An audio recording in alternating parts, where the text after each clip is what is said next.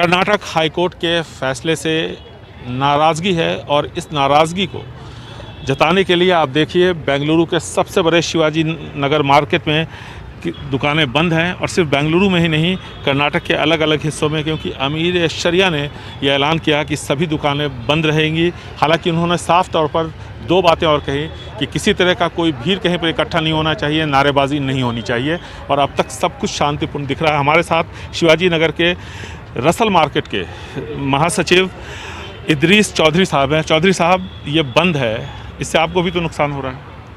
Sir, ये जो बंद है, नुकसान की बात तो दूसरी बात, सबसे पहले दिलों पे नुकसान हो रहा है। दिल जो टूटता है ना, तो सबसे बड़ा नुकसान होता है।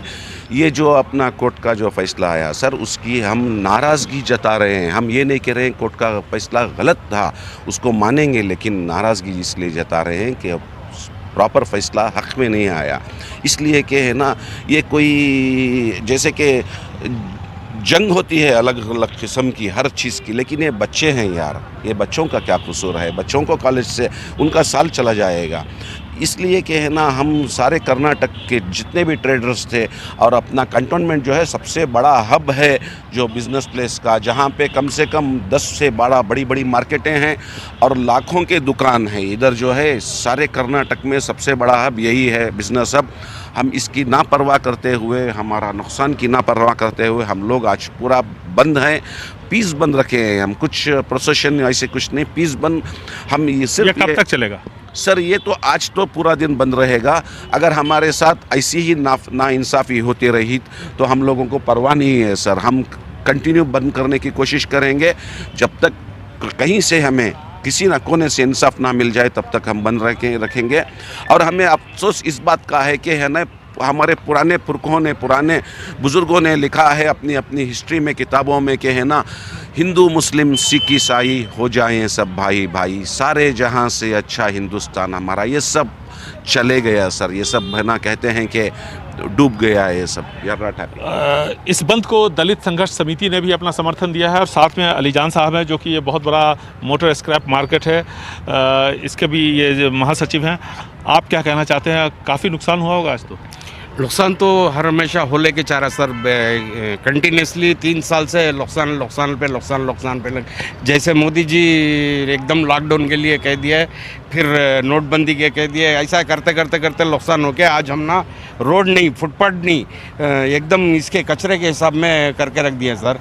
वैसे ये जो बंद जो कॉल करके हैं, हमारे अमीर शरीयत की तरफ से कॉल करके हैं सर। हमारा अमीर शरीयत जैसे मोदी जी ये करे, वैसा हमारे बड़े हैं अमीर शरीयत, उनकी तरफ से कॉल हो के है, तो हमें बंद करके हैं सर।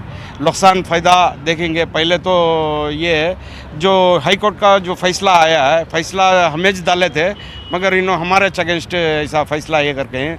बच्चों को जो है अब बोल रहे हैं क्लास के अंदर गए तक ये करेंगे बोल के, मगर जब तक गेट फ्रॉम द इसके वो क्लास को जाने तक जो दुपट्टे डाल लेंगे, जो ये मिसबिहेविंग कर रहे हैं, उसके वास्ते हम ना ये हो रहा सर। यहाँ पर नाराज़गी इस बात को लेकर के भी है कि हाई कोर्ट ने बिल्कुल साफ कर दिया था कि किसी भी जो हिजाब पर जो प्रतिबंध लगा था वो सिर्फ छात्राओं के लिए था, लेकिन कई सारे जो महिला शिक्षक थी वो जब क्लास में जा रही थी, स्कूल जा रही थी, तो उन्हें भी रोका गया। हालांकि बाद में हाई कोर्ट ने इसका स्पष्टीकरण दिया, सफाई दी कि जो महिला शिक्षक है उन पर इस तरह का प्रतिबंध लागू नहीं होता। लेकिन हमने देखा कि कई सारे शॉट्स जिसमें कि महिलाओं को भी गेट पे रोका गया और उनके हिजाब जो थे वो उतरवाए गए। तो इससे भी लोगों में नाराज़गी है कि कई तरह से इंटरप्रेट किया जाता है फैसले को, और इसलिए आप देखिए शिवाजी नगर के साथ साथ कर्नाटक में तकरीबन सभी जगहों पे मुस्लिम संप्रदाय की दुकानें बंद हैं। दलित संघर्ष समिति ने भी इस बंद को अपना समर्थन दिया है। बेंगलुरु से कैमरामैन गोविंद मूर्ति के साथ निहाल खिदवई, NDTV इंडिया।